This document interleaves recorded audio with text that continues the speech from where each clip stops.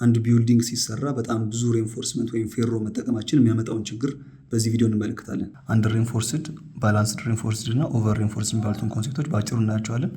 አንደር ሬንፎርስድ ከሚለው እንጀምራለን። አንደር ሬንፎርስድ ከስሙ እንደምትነሱት አንደር ሬንፎርስድ ማለት ሬንፎርስመንቱ ትንሽ የሆነ ማለት ነው። ወይም ደግሞ ሬንፎርስመንቱ ወይም ደግሞ ስቲሉ ቀድሞ ከኮንክሪቱ በፊት ይልድ ሲያደርግ ማለት ነው። ያ ምንድነው የሚሰጠን? ያው እንደምታውቁት ሬንፎርስመንት በተፈጥሮ የሚጠማዘዝ ወይም ደግሞ ደክታይል የሆነ ቢሄቪየር አለው አይደለ?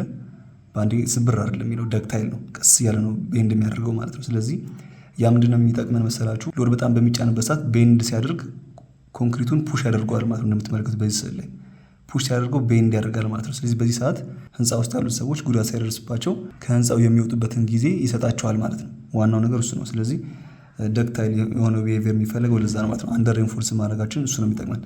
ስለዚህ ቢልዲንጎች የሚሰሩበት ወይም ደግሞ ፕራክቲካሊ ያሉበት ስቴት የትኛው ነው? አንደር ሬንፎርስድ የሚለው ስቴት ላይ ያሉት ማለት ነው። ባላንስድ ሬንፎርስድ ጋር ስንመጣ ደግሞ ምንድነው?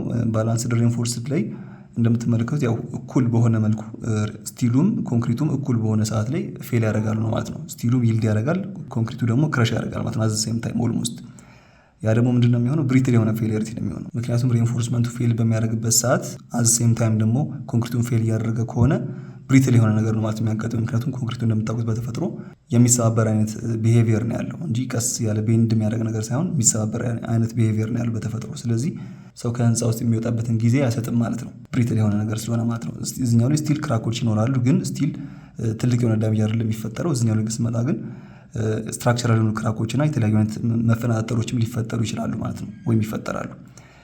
ይሄኛው ብሪትል የሆነ ፌሊየሪቲ ነው የሚሆነው። ሶስተኛው ደግሞ ኦቨር ሬንፎርስድ የምንለው ነው። ይሄኛው ደግሞ ከዚህኛው የሚብስ ነው።